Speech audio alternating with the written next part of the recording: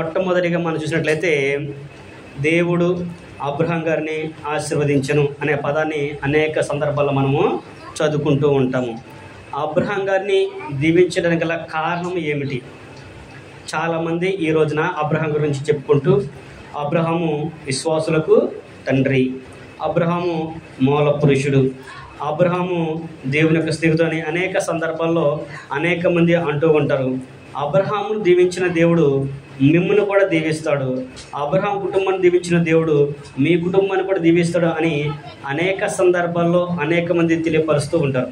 అయితే దేవుడు అబ్రహాం గారిని దీవించడానికి గల కారణము, అబ్రహాం గారిని ఆశీర్వదించడానికి గల కారణము ఏంటి అనేది మనం ఆలోచించినట్లయితే, మరి ఆనాడు అబ్రహాం గారిని ఆశీర్వదించిన దేవుడు ఈనాడు మనల్ని ఎందుకు ఆశీర్వదించాడు? ఆనాడు అబ్రహాం కుటుంబాన్ని దీవించిన దేవుడు ఈనాడు మన కుటుంబాన్ని ఎందుకు దీవించట్లేదు అనేది మనం ఆలోచన చేసినట్లయితే, అసలు ఆశీర్వాదం అంటే ఏంటి, ఆశీర్వాదం అంటే ఏంటి అనేది మనకి తెలియాలి. అంటే దేవుడు ఎందుకు దీవిస్తాడు, దేవుడు ఎందుకు ఆశీర్వదిస్తాడు అనేది మనం చూసినట్లయితే, ఆశీర్వాదం అంటే ఏంటి, దేవుని అంటే ఏంటి మనం చూసినట్లయితే దేవుని యొక్క వాక్యం మనకి ఈ విధంగా తెలియపరుస్తుంది. ఏమంటున్నాడు అక్కడ? మనము ఆది కాండంలో కనుక 15వ అధ్యాయము 16వ వచనం కనుక మనం చదువుకున్నట్లయితే, ఆది కాండము 15వ అధ్యాయము 16వ వచనం మనం చదువుకుంటే అక్కడ దేవుడు అబ్రహాం గారికి ఒక వాగ్దానాన్ని చేస్తున్నాడు. ఏమని అంటున్నాడు అక్కడ? ఆయన దేవుడు అబ్రహాం గారికి ఏమని తెలియపరుస్తున్నాడు? ఆది కాండము 15వ అధ్యాయము 16వ వచనం 15వ అధ్యాయము 16వ వచనం కనుక మనం చూసినట్లయితే, అమోరీయుల అక్రమము ఇంకను సంపూర్ణము కాలేదు కనుక నీ 4వ తరం వారు ఇక్కడికి మరలా వచ్చేదరని నిశ్చయముగా తెలుసుకునమని అబ్రాముతో చెప్పాను. ఏంటి ఇక్కడ సందర్భము అని మనం ఆలోచించినట్లయితే, దేవుడు అబ్రహాం గారికి వాగ్దానం చేస్తున్నాడు. ఈ 15వ అధ్యాయం మనం చూసినట్లయితే దేవుడు అబ్రహాం గారిని ఆశ్రయించిన సందర్భాన్ని మనం చూడగలము. ఏమంటాడు అక్కడ? నీ గర్భఫలము నీలో నుంచి వచ్చినది. అంటే నువ్వు వాగ్దానం ప్రకారం ఎవరైతే చేసుకున్నావో శారా వల్ల వచ్చినది నీకు కుమారుడు అవుతాడు, కానీ హాగర్ వల్ల వచ్చిన వాడి కుమారుడు కాడు, అది వేరు అనే విషయాన్ని తెలియపరుస్తూ అక్కడ అంటాడు, నీకు ఈ దేశానంతా కూడా స్వాస్యంగా ఇస్తాను, నీ కనులెత్తి చూడు, నీ కనబడినంతా కూడా నేను నీ స్వాస్థ్యానికి ఇస్తాను అని చెప్పినప్పుడు అబ్రహాం గారు అంటాడు, అయ్యా నాకు ఇది ఎట్లా తెలుస్తుంది, నువ్వు ఎప్పుడు ఇస్తానని చెప్తున్నావు, మరి నాకు కుమారులు లే కదా అనే విషయాన్ని అబ్రహాం గారు అడిగినప్పుడు దేవుడు అంటున్నాడు అక్కడ, వాళ్ళు ఇంకా వారి యొక్క అక్రమం ఇంకా పూర్తి కాలేదు, వారి యొక్క అక్రమం ఇంకా పూర్తి కాలేదు కనుక అక్కడ నివసించే వారి ప్రాంతంలో వారిని తీసిన తర్వాత నేను నీకు నీ సంతానానికి ఇస్తాను, నీ 4వ తరం వారు అంటే 430 సంవత్సరాల తర్వాత నీ సంతానము దీనిని స్వాతంత్రించుకుంటారు అనే విషయాన్ని చెబుతున్నాడు. అంటే అబ్రహాం గారు కాకుండా అబ్రహాం గారి తర్వాత 4 తరాలు అంటే అబ్రహాము, ఇస్సాకు, యాకోబు తర్వాత వచ్చిన సంతానం, యాకోబు యొక్క కుమారులు, ఆ కుమారుల తర్వాత వచ్చిన సంతానం దాన్ని స్వతంత్రించుకుంటారు అనే విషయాన్ని చెబుతున్నాడు. అంటే ఇశ్రాయేలీలకి ఆ దేశాన్ని వాగ్దాన భూమిగా ఇచ్చాడు. ఎవరికి ఇచ్చాడు ఇది అని మనం చూసినట్లయితే అబ్రహాం గారితో తెలియపరచాడు. అబ్రహాం గారిని మనం ఎప్పుడు చూస్తాము? ఆది కాండము 12వ అధ్యాయము 1-2 వచనం మనం చూసినట్లయితే ఆది కాండంలో అక్కడ అబ్రహాం గారిని దేవుడు పిలిచినట్లుగా మనము చూడగలము. ఆయన కల్దీలు అనే పట్టణం నుంచి, ఊరు అనే పట్టణం నుంచి, కల్దీన ప్రాంతం నుంచి, ఊరు అనే పట్టణం నుంచి అబ్రహాం గారి దేవుడు పిలిచాడు. అబ్రహాం గారు గొప్ప ధనవంతుడు అయినప్పటికీ కూడా దేవుని యొక్క పిలుపుకు లోబడి ఆ ఊరు అనే పట్టణం నుంచి విడిచి తన భార్యను తన కుటుంబాన్ని తీసుకొని ఆయన వేరే ప్రాంతానికి వచ్చినట్లుగా మనము చూడగలము. ఎందును బట్టి వచ్చాడంటే అబ్రహాం గారు దేవుని యొక్క పిలుపుకి లోబడ్డాడు. పిలుపుకు లోబడ్డాడు కనుకనే ఆయన తన కుటుంబంతో సహా వచ్చాడు. ఎందుకు వచ్చాడు ఆయన అని చూసినట్లయితే ఆయనకు ప్రతిఫలంగా కలగబోయే బహుమానాన్ని దృష్టిలో ఉంచుకున్నాడంట ఆయన. ఎందుకంటే అబ్రహాం గారు ప్రతిఫలంగా కలగబోయే బహుమానాన్ని దృష్టిలో ఉంచుకున్నాడు. ఈనాటి కాలంలో భౌతిక సంబంధమైన దేవుని గురించి ఆయన ఏమీ ఆలోచించేలా. అందుకనే ఆ విషయాన్ని క్రొత్త నిబంధనలో హెబ్రీ గ్రంథకర్త మనకు తెలియపరుస్తుంటాడు. ఏ విషయాన్ని? అబ్రహాం గారు తర్వాత కలగబోయే బహుమానం కొరకు ఎదురు చూసినట్లుగా హెబ్రీలు రాసిన పత్రిక 11వ అధ్యాయంలో మనం చూసినట్లయితే, హెబ్రీలు రాయబడిన పత్రికలు మనం చదువుకుంటే అక్కడ అబ్రహాం గారి గురించి హెబ్రీ గ్రంథకర్త మనకి విషయాన్ని జ్ఞాపకం చేస్తుంటాడు. హెబ్రీలు రాసిన పత్రిక 11వ అధ్యాయము 8వ వచనం కనుక మనం చదువుకున్నట్లయితే, అబ్రహాము పిలువబడినప్పుడు విశ్వాసమును బట్టి ఆ పిలుపుకు లోబడి తాను స్వాస్యముగా పొందనయున్న ప్రదేశమునకు బయలు వెళ్ళెను, మరియు ఎక్కడికి వెళ్ళవలనో అది ఎరుగక బయలు వెళ్ళెను. అంటే అబ్రహాం గారు ఎందుకు వెళ్ళాడంట? దేవుని యొక్క పిలుపుకు లోబడి వెళ్ళాడు. ఎక్కడికి వెళ్ళాలో తెలియదు, కానీ దేవుడైతే మటుకి రమ్మని పిలిచాడు. ఆయన పిలవంగానే ఆయన కూడా చూసింటే దేవుని యొక్క పిలుపుకు లోబడి వెళ్ళిపోయినట్లుగా మనము చూడగలము. మరి ఈ రోజున దేవుని యొక్క పిలుపు అందుకున్నవారు ఎంతమంది దేవునిలోనికి వస్తున్నారు? దేవుని యొక్క సువార్త వినబడినప్పుడు ఎంతమంది దేవుని సువార్తకు లోబడుతున్నాము? మనం దేవుని పనికి వెళ్తే, దేవుని సన్నిధికి వెళ్తే, ఆరాధనకి వెళితే, ప్రార్థనకి వెళ్తే మాకు ప్రయోజనం ఏంటి అని అడిగేటి వారు ఈ రోజుల్లో అనేక మంది ఉన్నారు. ప్రార్థనకి వెళ్తే మాకేంటి లాభము అనేవాళ్ళు ఉన్నారు. ఇక్కడ మనం చూసినట్లయితే అబ్రహాం గారి జీవితాన్ని, అబ్రహాం గారి యొక్క కుటుంబాన్ని కూడా మనం చూసినప్పుడు అబ్రహాం గారితో పాటు తన కుటుంబం అంతా కూడా వచ్చింది. అంటే అబ్రహాము భార్య షారాయి కూడా వచ్చింది. తన అన్న కుమారుడు లోతు కూడా ఆయనతో పాటు వచ్చినట్లు మనము చూడగలము. అంటే అబ్రహాం గారి మీద విశ్వాసంతో, అబ్రహాం గారి మీద నమ్మకంతో తన కుటుంబం అంతా కూడా వచ్చింది. మరి ఈ రోజున ఎంతమంది భార్యలు తన భర్తలుంటే వస్తున్నారు? ఎంతమంది భర్తలు తన భార్యల మాట విని దేవుని దగ్గరికి వస్తున్నారు అనేది మనము ఆలోచించాలి. మనం వింటున్నామంటే వింటున్నాము, వెళ్తున్నామంటే వెళ్తున్నాం అనేది అది దేవునికి ఇష్టము కాదు. నువ్వు వెళ్తున్నావు అంటే దాని ద్వారా ప్రయోజనం ఏంటి? నీ కుటుంబానికి ఏంటి లాభము? నువ్వు ప్రార్థనకి వెళ్ళావంటే, నువ్వు ప్రార్థన చేసావంటే ఏం నేర్చుకున్నావు, ఏం వింటున్నావు అనేది ప్రతి వ్యక్తి కూడా ఆలోచించాలి. మరి ఆనాడు శారా కూడా అబ్రహాం యొక్క పిలుపుకు లోబడి అబ్రహాం గారు వెళుతున్నప్పుడు ఆయన వెనకాడితేనే వెళ్ళిపోయింది. అప్పటికి అబ్రహాం గారు ఆయన దాస్తిపరుడు, ధనవంతుడు కూడా అయినప్పటికీ కూడా శారా ఏం చేసిందంటే అబ్రహాం గారు అంటే వచ్చేసింది. అయ్యా నువ్వేంటి దేవుడు అంటున్నావు, అది అంటున్నావు, ఇది అంటున్నావు. మనం ఇక్కడ మంచి విగ్రహాలు చేసుకునేవాడు, చంద్ర విగ్రహం చేసుకుని విగ్రహాలను అమ్ముకునేవాడు. వాడు మంచి వ్యాపారం వాళ్ళది, బోళ్ళంతా ఆస్తి సంపాదించుకున్నారు వాళ్ళు. అయినప్పటికి కూడా శారా మాట్లాడకుండా అబ్రహాం గారు వెనకడితే ఆమె వచ్చేసినట్లుగా మనము చూడగలం.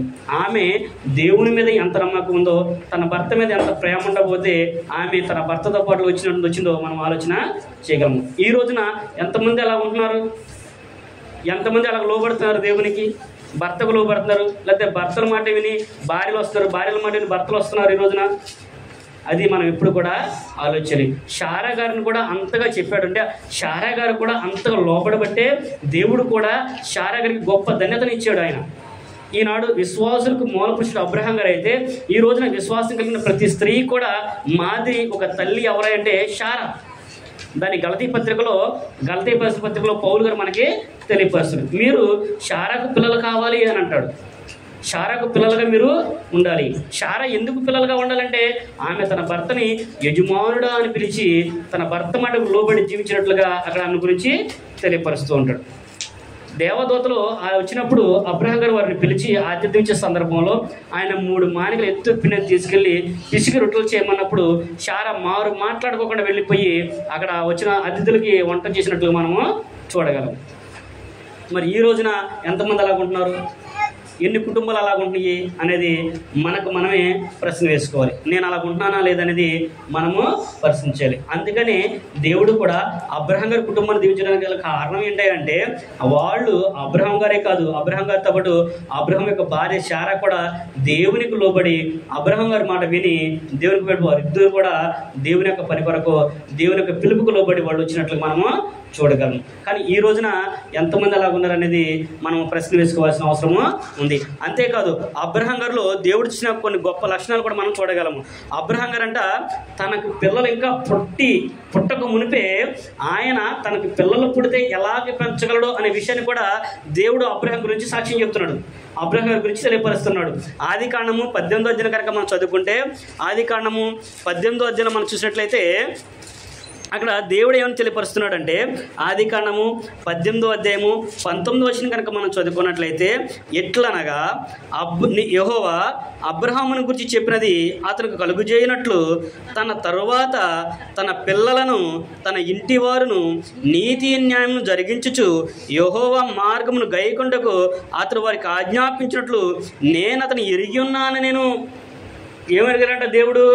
అబ్రహాం గారికి ఇంకా పిల్లలు లేరు, కానీ పిల్లలను ఆయనకి ఇస్తే ఆయన తన పిల్లలని, తన కుటుంబాన్ని నీతి న్యాయం జరిగించేటట్లుగాను, యెహోవా మార్గం గైకొనేటట్లుగా వారికి ఆజ్ఞాపిస్తాడని నేను ఎరుగుదును అనే విషయాన్ని చెబుతున్నాడు. 18వ అధ్యాయంలో ఇంకా అబ్రహాంకి ఇంకా కుమారుడు దేవుడు ఇవ్వాల. 20వ అధ్యాయంలో దేవుడు అబ్రహాం గారికి ఇస్సాకుని ఇచ్చినట్లు మనము చూడగలము. కానీ దేవుడు ముందుగానే తెలియపరుస్తున్నంటే అబ్రహాం గారికి పిల్లలు ఇస్తే ఆయన ఈ విధంగా పెంచుతాడు అనేది దేవుడు కూడా ముందుగానే తెలియపరచు. మరి ఈ రోజున తల్లిదండ్రులైన వారు ఎంతమంది ఆ వారి పిల్లల్ని, వారి కుటుంబాన్ని దేవుని భయభక్తితో పెంచుకుంటున్నాము అనేది మనకు మనమే ప్రశ్న వేసుకోవాలి.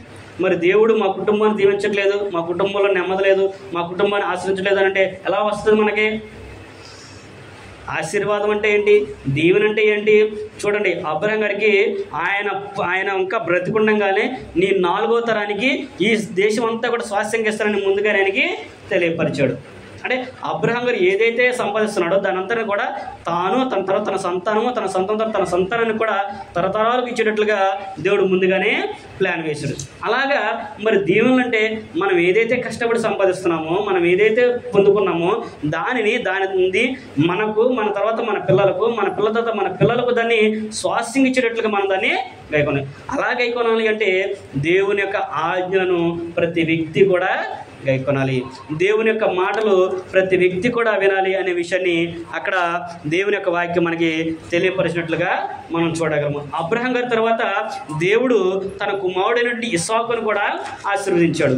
తన కుటుంబాన్ని, అబ్రహాం గారి కుటుంబాన్ని ఎలాగైతే ఆశ్రయించాడో అలాగే దేవుడు కూడా ఇస్సాకును కూడా ఆశీర్వదించినట్లుగా మనం చూడగలము. ఆది కాండంలోనే 21వ అధ్యాయం కనుక మనం చదువుకున్నట్లయితే,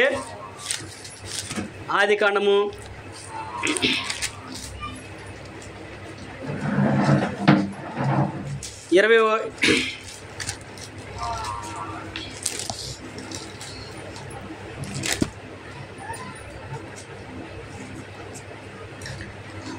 26వ అధ్యాయము 28వ వచనం నుంచి కనుక మనం చదువుకున్నట్లయితే అక్కడ అంటున్నాడు, వారు నిశ్చయంగా యెహోవాకు తోడై ఉండి చూచితిమి గనుక మనకు అనగా మాకును నీకును మధ్య ఒక ప్రమాణం ఉండవలని మేము నిన్ను ముట్టగా నీకు మేలే తప్ప మరేమీ చేయక నిన్ను సమాధానంగా పంపిస్తాము గనక నీవును మాకు కీడు చేయకుండానట్లు నీతో నిబంధన చేసుకుందామని అనుకుంటేమి. ఇప్పుడు నీవు యెహోవా ఆశీర్వాదం పొందినవాడవనిరి. అతడు వారికి విందు చేయగా వారు అన్నపానములు పుచ్చుకొనిరి. తెల్లవారినప్పుడు వారు లేచి ఒకరితో ఒకడు ప్రమాణం చేసుకుని తరువాత ఇస్సాకు వారిని సాగనంపగా వారు అతని యొద్ద నుండి సమాధానముగా వెళ్ళిరి అనే విషయాన్ని తెలియపరుస్తూ ఉన్నాడు. ఎందుకు అక్కడ వాళ్ళు ఎవరు వీళ్ళు అని చూసినట్లయితే, అక్కడ మనం చూసినట్లయితే ఇస్సాకు మీదకి యుద్ధానికి వచ్చినట్లు కొంతమందిని మనం చూడగలము. అప్పుడు ఇస్సాకు వారి దగ్గర నుంచి పారిపోయి ఆయన గెరారు ప్రాంతంలో నివసిస్తున్నప్పుడు అక్కడ గొప్ప కరువు వచ్చింది. కరువు వస్తే ఆయన అక్కడి నుంచి వెళ్ళిపోతున్నప్పుడు ఆ ఇస్సాకు ఎక్కడికైతే వెళ్ళి పంటేస్తున్నాడో, ఎక్కడైతే ఉంటాడో అక్కడ దేవుడు ఆయన్ని బహుగా ఆశీర్వదిస్తున్నాడు. ఆశీర్వదిస్తాం అనేది వారు చూస్తున్నారు. వారు చూసినప్పుడు వాళ్ళందరూ కూడా ఏం చేశారంటే, ఆయన పట్ల దేవుడు ఆయన పట్టున్నాడు కాబట్టి మనము నిశ్చయంగా మనం శపించేవాడి వారమే అవుతాము. అయితే ముందుగానే మనం వెళ్ళి ఆయనతో సంధి చేసుకుందామని చెప్పేసి వారు వెళ్ళి ఇస్సాకుతో సంధి చేసుకొని ఇస్సాకును బట్టి వారు కూడా తెచ్చుకున్నట్లు మనము చూడగలము. అంటే అబ్రహాం గారిని దీవించిన దేవుడు అబ్రహాం గారితో పాటు తన కుమారుడి ఇస్సాకును కూడా మిక్కిలి గొప్ప ధనవంతుడిగా చేశాడు. 26వ అధ్యాయంలోనే 12-13 వచనం మీరు చదువుకుంటే, అతడు గొప్పవాడు వరకు మిక్కిలి క్రమక్రమంగా అభివృద్ధి నొందుచుండెను అనే విషయాన్ని చెప్తాడు. 26వ అధ్యాయంలోనే 12-14 వచనంలో అక్కడ ఇస్సాకు యొక్క అభివృద్ధిని గురించి తెలియపరిచినట్లుగా మనము చూడగలము. ఇస్సాకు ఎక్కడికి వెళ్ళి అయితే పంట వేశాడో అక్కడ 100 పంటను ఆయన పొందుకున్నాడు. అప్పటి వరకు బీడు భూమిగా ఉంది, పంట పండేది కాదు. కానీ ఇస్సాకు గారు వెళ్ళి పంట వేస్తే అది పంట 100 పంట వచ్చింది, సమృద్ధి అయిన పంట వచ్చింది. అది చూసే ఈ గెరారీలకి భయమేసి నిశ్చయంగా యెహోవా నీకు తోడై ఉన్నాడు, మీ దేవుడు నీకు తోడై ఉన్నాడు కాబట్టి మేము నీకు మేలే చేసాం కానీ కీడేమీ చేయలేదు. కాబట్టి నీతో మాతో నీకు ఉండే సమాధానం అనేది ఉండాలి. అంటే దేవుని పిల్లలు ఎక్కడైతే ఉంటారో వారు ఎంత శత్రువులైనా సరే దేవుడు వారిని సమాధానపరుస్తాడు. ఎందుని బట్టి అంటే దేవుని పిల్లలకు ఉండే భయాన్ని బట్టి వాళ్ళు ఏం చేస్తారంటే ఎదుటి వారిని ఎప్పుడు కూడా నిందించడం అనేది ఉండదు. దేవుని పిల్లలు ఎదుటి వారిని నిందించరు. వారి మీద ఎప్పుడు కూడా ఎదేవో చేసి వారిని హింసించడం కానీ బాధపడడం కానీ ఎప్పుడు కూడా దేవుని పిల్లలు ఎక్కడ చేసినట్లు గ్రంథాలు ఎక్కడ కూడా మనము చూడము. అందుకని దేవుని పిల్లల్ని దేవుడు అంతగా ఆశీర్వదిస్తాడు. అందుకని దేవుని పిల్లలను చూసి అన్యులైన వారికి వేరే బయట వాళ్ళకు కూడా భయం వేస్తూ ఉంటుంది. మరి ఈ రోజున మనం ప్రార్థనకి వెళ్తున్నామంటే, మనం దేవుని ఆరాధిస్తానికి వెళ్తున్నామంటే మనం చూసి మన పక్కన భయం వేస్తుందా? అసలు ముందు మనకే భయం ఉండదు. మరి మనకే భయం ఉండనప్పుడు దేవుడు మన కుటుంబంలో నెమ్మది ఎందుకు అనుగ్రహిస్తాడు? మన కుటుంబంలో సమాధానం ఎందుకు ఇస్తాడు? అది మనం ఎప్పుడు కూడా ఆలోచన చేయాలి. మరి దేవుడు మనకు సమాధానం ఇవ్వాలంటే ఏం చేయాలన్నాడంటే ఆయన 15 అధ్యాయంలో చెప్పినట్లుగా ఆయన మాటలు విని ఆయన ఆజ్ఞను గైకొనాలి. అబ్రహాం గారికి కుమారుని ఇవ్వక మునిపే ఆయన తనకు పిల్లలు పుడితే దేవుని భయభక్తితో ఆయన పెంచాలనే విషయాన్ని దేవుడు ముందుగానే ఆయన గురించి తెలియపరచడు. అలాగే మనము కూడా దేవుని పట్ల భయభక్తులు కలిగి ఉండి మనము మన కుటుంబాలన్నీ కూడా దేవునికి లోబడి జీవించేవారిగా ఉండాలి అనే విషయాన్ని కూడా అక్కడ ఆయన మనకి తెలియపరచడం అనేది మనము చూడగలము. అంతేకాకుండా దేవుని యందు భయభక్తులు కలిగి ఉంటే దేవుడు ఆశీర్వాదం ఎలాగుంటుందంటే ఆది కాండంలో మనం చూసినట్లయితే 25వ అధ్యాయంలో కనుక మనం చదువుకున్నట్లయితే ఆశీర్వాదం అనేది ఎలాగుంటుందంటే ఆది కాండము 25వ అధ్యాయము 7-8 వచనం మనం చదువుకున్నట్లయితే అబ్రహాము బ్రతికిన సంవత్సరములు 175 సంవత్సరములు. అబ్రహాము నిండు వృద్ధాప్యంలోకి వచ్చిన వాడే మంచి ముసలితనమున ప్రాణము విడిచి మృతి పొంది తన పితరుల యొద్దకు చేర్చబడెను. అంటే దేవుని యందు భయభక్తులు కలిగి నీతి న్యాయాన్ని అనుసరించే వారిని దేవుడు ఎలాగో దీవిస్తాడంటే మంచి వృద్ధాప్యంలో మంచి చావు అనేది దేవుడు అనుగ్రహిస్తాడు. ఎంత గొప్పతనం అంటే ఎంత గొప్ప అంటే అది భూమి మీద పుట్టిన దేవుని పిల్లలకే సాధ్యం. అది దేవుని యందు భయభక్తి కలిగిన వారికి అది సాధ్యమవుతుంది. అక్కడ మృతిని గురించి చెబుతూ కూడా 175 సంవత్సరాలు అబ్రహాం గారు బ్రతికి తర్వాత చక్కని నెమ్మది కలిగి మృతి పొంది తన పితరుల యొద్దకు ఆయన చేర్చబడ్డాడు. ఇదే విషయాన్ని గురించి క్రొత్త నిబంధనలో కూడా యేసుక్రీస్తు ప్రభువు లోకాసు వార్త 16వ అధ్యాయంలో చెప్తాడు. ధనవంతుడి నుండి ఒకడు గురించి అలాగే బీదవాడైన లాజరు గురించినటువంటి ఒక సందర్భాన్ని జ్ఞాపకం చేస్తాడు. అక్కడ మనం చూసినట్లయితే ఆ సందర్భాన్ని ప్రతి వ్యక్తి కూడా ఎప్పుడు చదువుతారంటే మనుషులు మృతి పొందిన సంవత్సరంలో, అంటే వారి జ్ఞాపకార్థ కూడికలోనో లేదా వారు చనిపోయినప్పుడు వాటిని చదువుతారు. కానీ అది మనం ఆలోచన చేసినట్లయితే అక్కడ ఎంత వ్యత్యాసం ఉందో అనేది ప్రతి వ్యక్తి కూడా గ్రహించవచ్చు. వారిద్దరూ కూడా చనిపోతారు. ఎవరో ధనవంతుడు చనిపోయి పాతి పెట్టబడ్డాడు అని చెబుతాడు. అలాగే లాజరు చనిపోయి దేవదూతల ద్వారా అబ్రహాము రొమ్మునకు కొనిపోబడ్డాడు అనే విషయాన్ని అక్కడ తెలియపరచు. అంటే మరణంలోనే వ్యత్యాసాన్ని అక్కడ చూపించాడు. ధనవంతుడు ఈ లోకాన్ని అనుసరించి, ఈ లోకాజ్ఞలను అనుసరించి, లోకంలో అధికారులను అనుసరించి ఆయనకు నచ్చినట్లుగా జీవించాడు. అక్కడ అని అంటాడు, ఆయన నీకు ఇష్టం వచ్చినట్టు జీవించావు కాబట్టి ఆయన చనిపోగానే పాతి పెట్టబడ్డాడు అనే విషయాన్ని సింపుల్గా రాసేస్తాడు. కానీ లాజరు గురించి అయితే, పేదవాడి గురించి అయితే చెబుతాడు, అతడు మృతి పొంది దేవదూతల ద్వారా అబ్రహామునకు ఆయన కొనిపోబడ్డాడు అనే విషయాన్ని చెప్తాడు. మృతి పొంది పాతి పెట్టబడ్డాడు అనే సందర్భాన్ని కూడా అక్కడ చెప్పడం. అంటే దేవుని పిల్లలు దేవుని భయభక్తి కలిగిన వారిని మృతి పొందారని చెప్పడానికి కూడా దేవునికి ఇష్టం ఉండదు.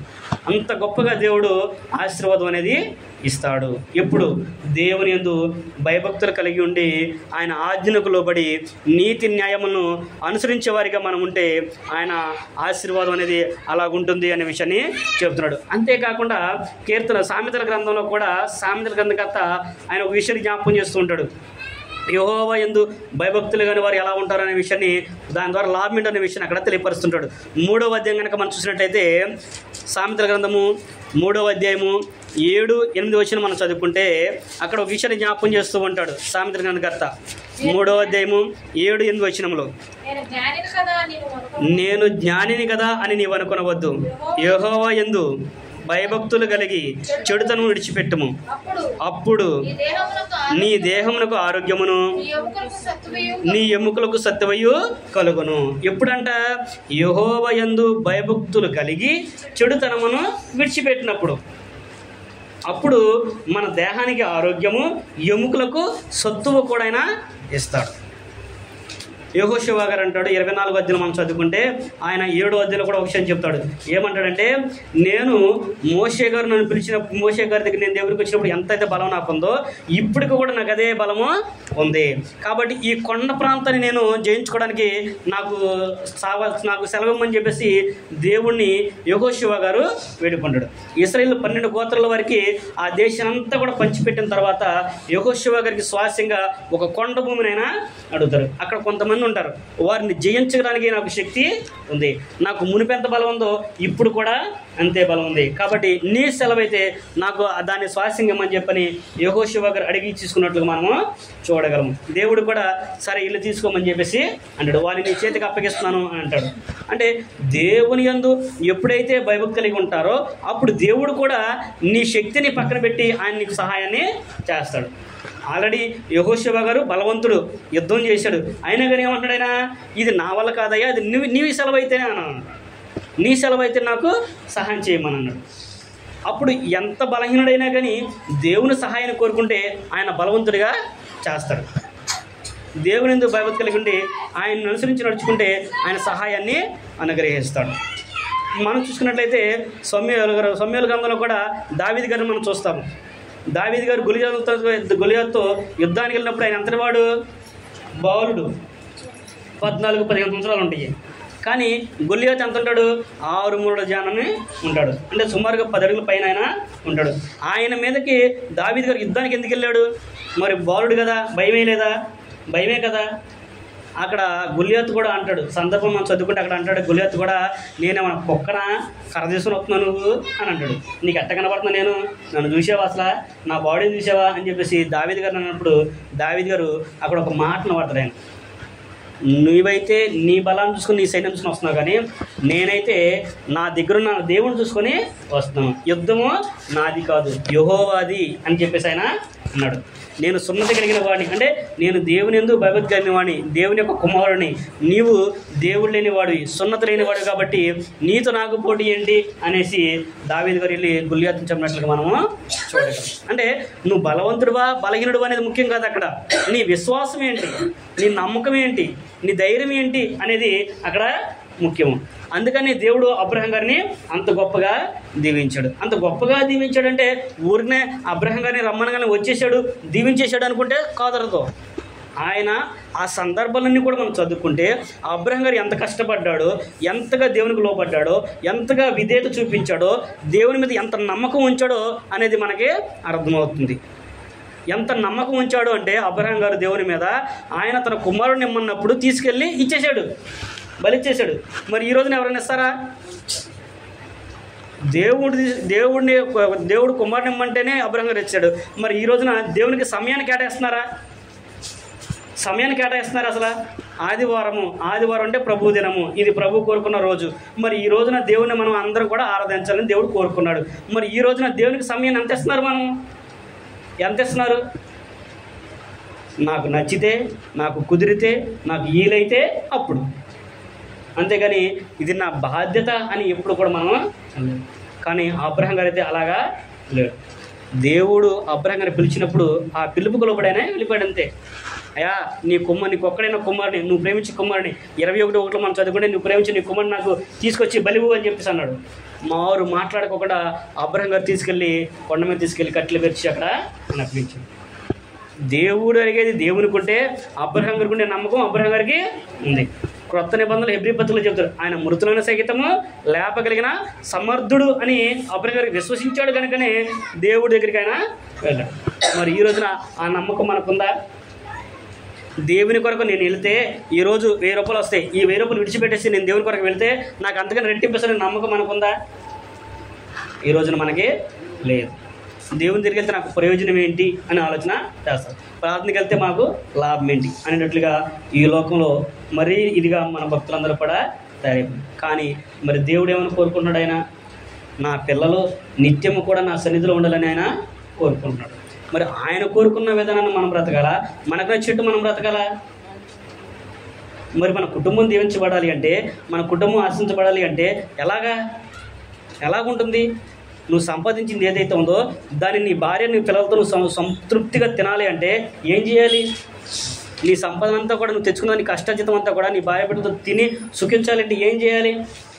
నువ్వు కష్టపడి తెచ్చుకుంటే సరిపోయిద్దా? కష్టపడి తెచ్చే సరిపోయిద్దా? వండుకుంటే సరిపోయిందా? వండుకున్నా కానీ దేవుని సెలవు లేకపోతే నువ్వు ఆ పూట భోజనము చేయలేవు. ఇది కొంతమంది జీవితాల్లో రుజువైంది కూడా. ఎవరికి వాళ్ళు పరిశ్రమ వేసుకుంటే శుభ్రంగా వండుకొని తిందామని కూర్చున్న టైంలో ఏదో ఒక గొడవ మనస్పర్ధ వచ్చి ఆ పూట ఆ భోజనం మానేసిన రోజులు కూడా చాలామంది జీవితాల్లో ఉన్నాయి. అది ఊరినే కలిగింది కాదు, దేవుడు ముందుగానే చెప్పాడు. ప్రసంగి గ్రంథం 2వ అధ్యాయం 25 వచ్చి మనం చదువుకుంటే యెహోవా ఆయన సెలవు లేక ఒక పూట భోజనం చేసి తృప్తి అందులో ఎవరికి సాధ్యమైద్ది అని అన్నాడు. అంటే దేవుని సెలవు లేకపోతే కనీసం నువ్వు భోజనం కూడా చేయలేవు. కానీ ఈ రోజున నువ్వు దేవుడు అంటే భయం లేకుండా జీవిస్తుంది. ఎలా కుదురుతుంది నీకు? దేవుడు ఎలాగిస్తాడు నీ కుటుంబంలో నెమ్మదిని? నీ కుటుంబంలో నెమ్మది రావాలంటే నేను మంచి ఉద్యోగం చేసుకుంటే, నాకు డబ్బు వచ్చేస్తే, నాకు సంపాదన ఉంటే చాలు, ధనం ఉంటే చాలు, మా కుటుంబం నెమ్మది ఉండేది అనుకుంటున్నావా? అలాగనుకుంటే మనకంటే గొప్ప గొప్ప కోటేశ్వరులు ఉన్నారు, వాళ్ళ ఇంట్లోనే సంతోషం ఉంటుంది. కానీ వాళ్ళే చెప్పుకున్నారు ఏమీ లేదయ్యా మా దగ్గర సంతోషం. అంబానీ కొడుకు చెప్పుకున్నాడు మొన్న పెళ్లి రోజున, మీరు అనుకుంటున్నారు కానీ మా జీవితం ఏదో గులాబ్ పూల ఉంటుంది అనుకున్నారు, కానీ నా అంత దౌర్భాగ్యుడు ఎవ్వడు కూడా ఉన్నాడు. ఏసీలు ఉండే కానీ ఏసీలో పడుకోవడానికి నాకు అవకాశము లేదు. ఏసీలో పడుకోలేడండి ఆయన. కడుపు నిండా తినలేరు, కంటి నిండా నిద్రపోలేరు. మరి కోట్ల ఆస్తులు ఉన్నాయి, సుఖం ఏముంది? దేవుని యొక్క సెలవు కావాలి. మరి ఆ సెలవు కావాలంటే మనం ఏం చేయాలంటే, నేనేదో గొప్పవాడినో, నేనేదో జ్ఞానం కలిగిన వాడినో, లేకపోతే నా దగ్గర బలం ఉందనో, లేకపోతే నాకు అండబలం ఉందనో, అంగబలం ఉందనో మనం ఉంటే కాదు. యెహోవా యందు భయభక్తులు కలిగి ఉండి ఆయన మార్గాన్ని అనుసరించేవారిగా ఉండాలి. నీ చెడుతనాన్ని విడిచిపెట్టి దేవుని తట్టు నువ్వు తిరగాలి. దేవుడే నాకు దిక్కు అని నువ్వు ఎప్పుడైతే అనుకుంటావో దేవుడి నీ పక్షాన నిలబడతాడు.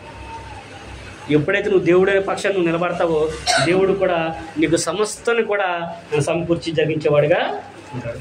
అలాగా మనము మన కుటుంబాలు కూడా దీవించబడాలంటే మనం కూడా యెహోవా యందు భయభక్తులు కలిగిన వారిగా మనం ఉండాలి అనే విషయాన్ని అక్కడైనా తెలియపరుచుడు. అంతేకాకుండా దేవుడు ఈ రోజున క్రొత్త నిబంధన ప్రకారం ఆనాడు అబ్రహాం గారిని దీవించడానికి ఎలాగైతే కారకుడయ్యాడో, అబ్రహాం గారు ఎలాగైతే ఈ రోజున విశ్వాసులకు తండ్రి అయ్యాడో, మనందరికీ మాదిరిగా ఉన్నాడో, అలాగే మనము కూడా దేవుని యొక్క పిలుపుకి లోబడి అబ్రహాం యొక్క కుమారులు మనం అవ్వాలి అంటే మనకు కూడా ఈ రోజున లోకంలో ఒక గొప్ప పనిని దేవుడు అప్పగించాడు. ఆనాడు అబ్రహాం గారికి సున్నతి గుర్తుగా దేవుడు ఇచ్చాడు. అబ్రహాం యొక్క సంతానం ఎవరయ్యా అంటే సున్నతి పొందినవాడే అబ్రహాం యొక్క సంతానం. సున్నతి పొందితేనే అబ్రహాం సంతానంలో చేర్చబడతారు. ఇశ్రాయేలీయులందరూ కూడా సున్నతి పొందాలి. ఎప్పుడు పుట్టిన 8వ రోజున ఆ మగపిల్లడికి సున్నతి చేయిస్తేనే వాళ్ళు అబ్రహాం యొక్క సంతానంలో చేర్చబడతారు. ఇశ్రాయేలు గోత్రంలో, ఇశ్రాయేలు వంశంలో చేర్చబడతారు. అదే వంశంలో వచ్చిన యేసుక్రీస్తు ప్రభువారు ఆయన కూడా సున్నతి 8వ రోజున చేసినట్లుగా అలా దాఖలాలు కూడా ఉన్నవి. ఆనాడు దేవుడు అబ్రహాం గారికి ఎలాగైతే సున్నతి గుర్తుగా ఇచ్చి ఆయన్ని ఎలాగైతే కాపాడుకుంటూ ఆయన సంతానం ఇచ్చాడు, ఈ రోజున కూడా మనకు కూడా దేవుడు ఒక గుర్తుని ఇచ్చాడు. ఈ రోజున మనం కూడా దేవుణ్ణి అంగీకరించేవారిగా ఉండాలి. దేవుని యొక్క మాటకు లోబడేవారిగా ఉండాలి. దేవుని చూపిన మార్గంలో మనము ఉండాలి. ఆ మార్గమే క్రీస్తు ప్రభువు చూపించిన మార్గము. క్రీస్తు ప్రభువు చెప్పినట్లుగా ఆయన మాటకు లోబడి ఆయన యొక్క వాక్యానికి విధేయులుగా జీవించి ఆయన చూపిన మార్గంలో మనము నడుచుకోవాలి. ఈ క్రీస్తు ప్రభువారు అంటాడు కొన్ని సందర్భాల్లో, ఎవడైతే నా మాట విని నా మాట చొప్పున చేస్తాడో వాడే నాతో పాటు కూడా ఉంటాడు, నా మాట వినని వాడిని నాతో పాటు ఉండనివ్వను. ఎవడైతే నా యందు ఉంటాడో వాడే ఫలిస్తాడు. ద్రాక్షవల్లిని అంటుకట్టబడి ఉంటే ఎలాగైతే ఫలిస్తుందో అలాగే ఎవడైనా సరే నా యందు అడ్డుకట్టబడితేనే ఫలిస్తారు. యోహాను సువార్త 15వ అధ్యాయం 1వ వచనం నుంచి మనం చదువుకుంటే ఆ విషయాలన్నీ కూడా అక్కడైనా తెలియపరుస్తూ ఉంటాడు. ద్రాక్షవల్లి నేను, నా తండ్రి వ్యవసాయకుడు. ఎవడైతే నాలో అంటుకట్టబడి ఉంటాడో వాడే బహుగా ఫలిస్తాడు. ద్రాక్షవల్లిలో తీగ అంటుకట్టకపోతే దాన్ని తీసి ఎలాగైతే పారేసి అగ్నిలో పడేస్తారో అలాగే మనము కూడా క్రీస్తుని అంటి పెట్టుకోకపోతే ఆయన కూడా మనం తీసి పక్కన పడేస్తాం. మనం కూడా ఫలాలు ఫలించే వాళ్ళుగా ఉండాలి. ఆనాడు దేవుడు అబ్రహాం గారిని ఆచరించాడంటే ఆయన ఫలాల్ని ఫలించాడు. దేవుని యొక్క ప్రేమకు లోబడ్డాడు. దేవుని యొక్క చిత్తాన్ని అయినా గ్రహించాడు. దేవునికి విధేయతనైనా చూపించాడు. విశ్వాసంగా అయినా బ్రతికాడు. నమ్మకంగా అయినా జీవించాడు. అంతేకాకుండా ఆయన ప్రార్థనాపరుడని కూడా చెప్పింది గ్రంథం. అబ్రహాం గారు ప్రార్థనాపరుడు కూడా. ఆయన దేవుడు ఎప్పుడైతే పిలిచాడో అప్పుడు ఆయన పిలిచినప్పుడు ఆయన మార్గ మధ్యలోనే ఒక గుడారం వేసుకొని ప్రార్థించినట్లుగా మనము చూడగలము. అపోస్తుల కార్యములు 12వ అధ్యాయము ఆదికాండము 12వ అధ్యాయము 8వ వచనంలో అక్కడ మనం చూడగలము. ఏం చేశారంట అబ్రహాం గారు? దేవుడు ఆయన పిలవంగానే ఆయన ప్రయాణమై వెళుతూ అక్కడ బేతేలు దగ్గర కొండ మధ్యలో ఆయన గృహ అక్కడ వేసి ఆయన దేవుని ఆరాధించినట్లుగా మనము చూడగలము. 12వ అధ్యాయము 8వ వచనము, అక్కడ నుండి అతడు బయలుదేరి బేతేలునకు తూర్పునున్న కొండకు చేరి పడమటనున్న బేతేలునకును తూర్పునున్న హాయికిని మధ్యన గుడారం వేసి అక్కడ యెహోవాకు బలిపీఠం కట్టి యెహోవా నామమున ప్రార్థన చేసెను. అంటే ఏం చేశారంటే ఆయన బేతేలుకి హాయికి మధ్యలో ఒక గుడారం వేసుకొని, అంటే కొండల మధ్యలో, అంటే బేతేలు అంటే కొండ, ఒక కొండ పక్కన ఆయన అక్కడ గుడారం వేసుకొని అక్కడ దేవునికి ప్రార్థన చేసినట్లుగా మనము చూడగలం. ఊరు అనే పట్టణం నుంచి ఆయన కొండ ప్రాంతానికి వచ్చి ఆ కొండ ప్రాంతంలో బయలుదేరి వెళుతూ ఆ కొండల దగ్గరే తూర్పున పడన 2 కొండలు ఉంటాయి. ఆ కొండల మధ్యలో ఆయన గుడారం వేసుకొని ప్రార్థించినట్లుగా మన ఇక్కడ తెలియదు. అంటే ఆయన ప్రార్థనా పరుడు కూడా అని చెబుతుంది.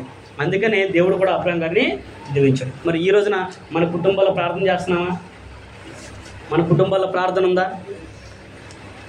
యెహోషువ గారు అంటాడు 24వ అధ్యాయం 15వ వచనంలో, మీరు ఎవరినైనా సేవించుకోండి అయ్యా, నాకు అనవసరం, నేను నా ఇంటి వారు మాత్రం యెహోవానే సేవిస్తాం.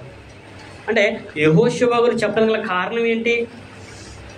మీరు ఎంతమంది అయినా ఉండండి, ఎటైనా వెళ్ళండి, ఏదైనా చేసుకోండి, కానీ నేను నా కుటుంబం అడిగి యెహోవానే సేవిస్తాము అని ఆయన ప్రార్థన మేము చేసుకుంటాం అనే విషయాన్ని బల్లగుద్ది అక్కడైనా చెప్పాడు. మరి ఈ రోజున మన కుటుంబంలో ఆ స్థితి ఉందా అనేది మనకు మనమే ప్రశ్న వేసుకోవాలి.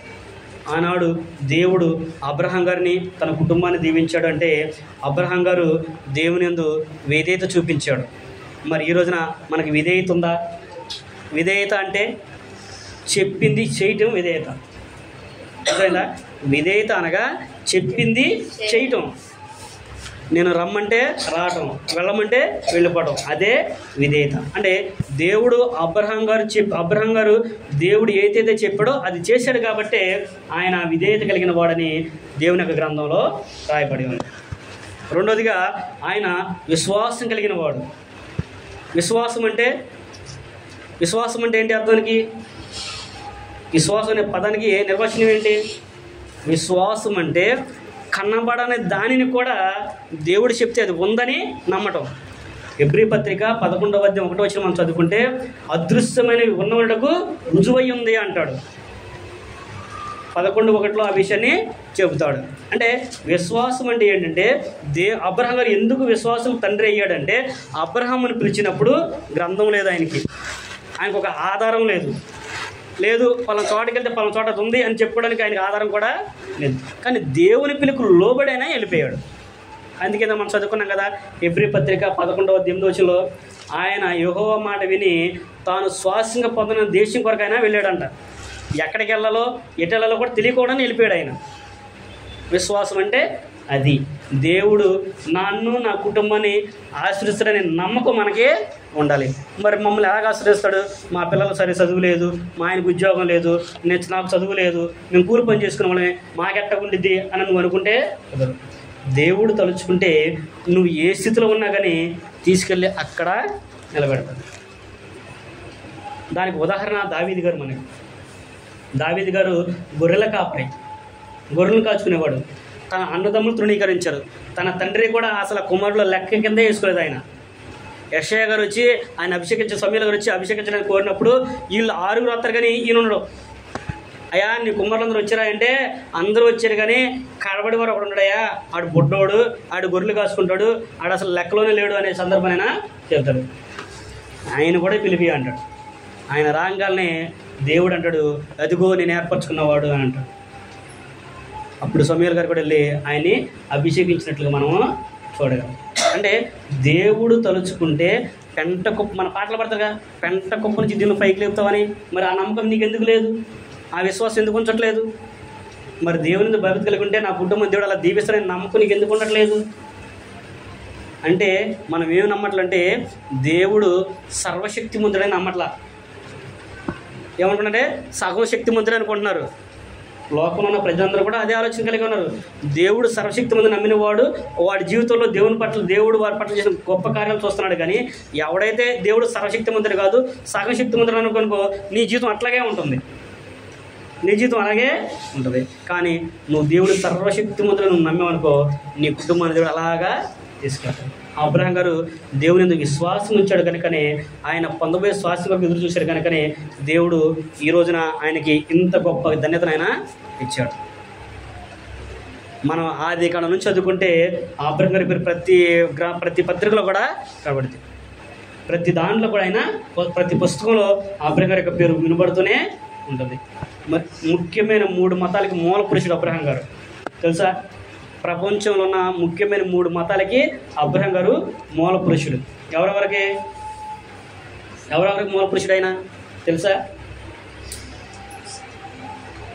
ముస్లిమ్స్కి అబ్రహాం గారు మూల పురుషుడు. అబ్రహాం గారు ఎవరిని ముస్లిమ్స్ ఎవరిని దేవుడు ఉపయోగించుకుంటారు? వాళ్ళు ఇస్మాయిల్ వాళ్ళు అబ్రహాం యొక్క సంతానం అని చెప్పేసి వాళ్ళు అనుకుని అబ్రహామే మాకు తండ్రి అని చెప్పి అంటారు. వాళ్ళు కూడా అబ్రహాం వరకు వాళ్ళు కూడా ఒప్పుకుంటారు. తర్వాత ఇస్సాకు నుంచి వచ్చిన ఆయన సంతానం కాదు ఇస్మాయిల్ సంతానం, ఆయన ద్వారా వచ్చిన మా సంతానం అని చెప్పేసి ముస్లిమ్స్ అనుకుంటారు. ముస్లిమ్స్కి మూల పురుషుడు అబ్రహాం గారు. ఇశ్రాయేలీలకి మూల పురుషుడు అబ్రహాం గారు. సున్నతి ఇశ్రాయేలీలు ఇప్పటికీ హిస్టరీలో ఉన్నారు తెలుసా నీకు? యూరోప్ కంట్రీలో ప్రత్యేక దేశాల్లో ఇప్పటికి కూడా ఇశ్రాయేలీలు అంటే యూదులు అనేవాళ్ళు ఉన్నారు. వాళ్ళు ఇప్పుడు కూడా వాళ్ళకి మూల పురుషుడు అంటే అబ్రహాం గారే. అలాగే ముఖ్యమైన మతము క్రైస్తవ మతము. ఈ క్రైస్తవ మతానికి కూడా మూల పురుషుడు అబ్రహాం గారు. క్రైస్తవులు అంటే తెలుసా?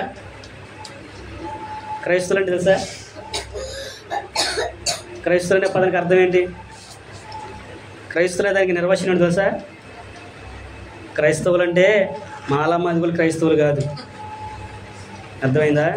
క్రైస్తవులు అనేవాళ్ళు మాలామాదిగులు కాదు. మనమందరం కూడా అన్యులమే. క్రైస్తవులు అంటే పిలువబడిన వారు. ఎక్కడి నుంచి? లోకంలో నుంచి దేవుని దగ్గరికి పిలువబడిన వారు, పాపంలో నుంచి నీతి దగ్గరికి పిలువబడిన వారు, చీకటిలో నుండి ఆశ్చర్యకరమైన తన వెలుగులోనికి పిలువబడిన వారు క్రైస్తవులు. క్రీస్తును వెంబడించిన వారు క్రైస్తవులు. అపోస్తుల కార్యాలు 11వ వచ్చిన ఆయన అదే చెప్తాడు. మొట్టమొదట అంత్యకులో శిష్యులు క్రైస్తవులు అనబడిరి. ఎవరంట క్రైస్తవులు అంటే? శిష్యులు. మన గురువుగారు ఏదైతే చెప్పాడో దాన్ని అనుసరించే వాళ్ళే క్రైస్తవులు అవుతారు. మరి ఆయన అనుసరించకపోతే నువ్వు క్రైస్తవులు ఎలాగవుతావు? కాబట్టి ఈ ముఖ్యమైన 3 మతాలకు కూడా అబ్రహాం గారు మూల పురుషుడు అంటారు. ఇంకా చాలా విషయాలు మనకి గ్రంథంలో తెలియపరచబడింది. అయితే ఇప్పుడు మనము దేవుడు నమ్మకమైన వారికి కలిగే దీవెనల గురించి మనము ఆలోచన చేసాము. అందులో ఒక వ్యక్తి గురించి మనము ఆలోచన చేసాము. ఎవరంటే అబ్రహాం గారి గురించి మనము ఆలోచన చేసాము. అబ్రహాం గారు దేవునికి నమ్మకంగా జీవించాడు కనుకనే ఈ రోజున ఆయన పేరు ఎంత ఇదిగా వినబడుతుంది. మనము కూడా దేవుని పట్ల విశ్వాసం ఉంచి నమ్మకం ఉంచి విధేయత కలిగి మనం కనుక జీవిస్తే దేవుడు మనల్ని కూడా మన తరాలు కూడా చెప్పుకున్నట్లుగా దేవుడు చేస్తాడు. అలాగే మనం జీవించాలి అంటే ఏం చేయాలంటే యెహోవా యందు భయభక్తులు కలిగి జీవించాలి. చెడుతనం విడిచిపెట్టి నీతిని అనుసరించి నడుచుకోవాలి. ప్రభువారు చూపిన మార్గంలో మనము నడుచుకోవాలి. క్రీస్తు ప్రభువారు మనకు మాదిరయ్యి ఉన్నాడు. పేతురు పత్రిక 3:20 అంటాడు, ఆయన తన అడుగు జాడలందు మనమందరం కూడా నడవాలని మనకు మాదిరి ఉంచి పోయాను. క్రీస్తు ప్రభువారు మనకి మాదిరి అంటే ఆయన ఎలాగైతే జీవించాడో అలాగ మనము జీవించాలి. ఆయన ఎలాగైతే నడుచుకున్నాడో మనం అలాగా నడుచుకోవాలి. ఆయన దూషించబడ్డాడు కానీ బదులు దూషించలేదు. అలాగే మనం కూడా దూషించకుండా ఉండాలి. ఆయన శ్రమ పడ్డాడు కానీ ఎదుటి వారిని బెదిరించాలి. శ్రమ పెట్టినప్పుడు మన వాళ్ళు ఏమంటారు? బాధ చెప్తే నన్ను పెడుతున్నావు బాధ చూస్తా నీ ఎవరు అంటారు. కానీ ప్రభువారు అలాగా అనలేదు, నీ ఎవరు చూస్తాని అలా. ఆయన అన్నాడు, సిలువుకి అప్పగించినప్పుడు కూడా అన్నాడు, తండ్రి వీరేమి చేయించున్నారు వీరికి తెలియదు కనుక వీరిని క్షమించము అన్నాడు. మరి ఈ రోజున కూడా అలాంటి క్షమాగుణాన్ని మనము కలిగి ఉండాలి. దేవుని వెంబడిస్తున్నాము, ప్రార్థనకి వెళ్తున్నాము అంటే కుదరదు. నువ్వు ఆ లక్షణాన్ని సాధించాలి. సాధించాలంటే నువ్వు నిత్యం కూడా దేవుని యందు భక్తి కలిగి జీవించాలి. నిత్యం కూడా నువ్వు ప్రార్థన చేయాలి. నిత్యం కూడా నువ్వు బైబిల్ని చదవాలి. నువ్వు అది చదువుకుంటూ ఆ మార్గాన్ని అనుసరిస్తే తప్ప నువ్వు దాంట్లో ఎదగలేవు. అప్పుడు దేవుడు కూడా నిన్ను అంతగా అంగీకరించాడు. చెప్పాడు కదా, ఫలించకపోతే నేను ఊపిరి అన్నాడు కదా. ప్రభువారు ఏం చెప్పాడు? ఆయన అంజూరపు చెట్టును చూశాడు, కాయలు కాయలేదు. ఏమన్నాడు? నరికేయ అని చెప్పేసి చెప్పాడు. కానీ తోటమాల ఏమన్నాడు? అయ్యా, ఈ ఒక్క సంవత్సరం ఆగు, నేను దాని చుట్టూ తవ్వి ఎరువేసి నీళ్లు పెడతాను, ఫలించిందా సరే, ఫలించకపోతే నువ్వు చెప్పినట్లే చేద్దామని చెప్పాడు. దేవుడు కూడా అక్కడ మనం చూసినట్టయితే యజమాని దేవుడై ఉన్నాడు, తోటమాలి క్రీస్తు ప్రభువారుగా ఉన్నాడు. ఆ చెట్టు మనమే. మనం కనుక ఫలాలు ఫలించకపోతే, మనం కనుక అంటే మన జీవితాన్ని అభివృద్ధి చేసుకోవడం, విశ్వాసంలో మనం అభివృద్ధి ఉండాలి, మంచి పేరును మనం సంపాదించుకోవాలి. వీళ్ళు దేవుని పిల్లలు అన్నట్లుగా ఉండాలి. వాళ్ళు మనం ఎన్ని మాటలు అన్నా కానీ ఏం మాట్లాడట్లేదంటే నిజంగా వాళ్ళు దేవునికి లోబడ్డారు కాబట్టి మనం కూడా అలాగా ఉండాలి అనే ఆలోచన వారికి రప్పించాలి. మనం కూడా బ్రతికితే అలాగ బ్రతకాలి అన్నట్లుగా మన జీవితాలు ఉండాలి. ఎప్పుడైతే అలా ఉంటాయో అప్పుడు దేవుడు కూడా ఆయన ఆనందిస్తాడు, తన కుమార్తెలను దీవిస్తాడు. దాన్ని బట్టి ఆయన ఘనత వస్తుంది. అప్పుడు మనల్ని ఇంకా దేవుడు అభివృద్ధిలోనికి తెస్తాడు. కాబట్టి మనము కూడా, మన కుటుంబం కూడా దీవించబడాలి అంటే మనం మొట్టమొదటిగా మనం కలిగి ఉండాల్సింది ఏంటంటే దేవుని యందు భయభక్తి కలిగి ఉండాలి. మన మార్గాన్ని విడిచిపెట్టి దేవుని మార్గంలోనికి నడవాలి.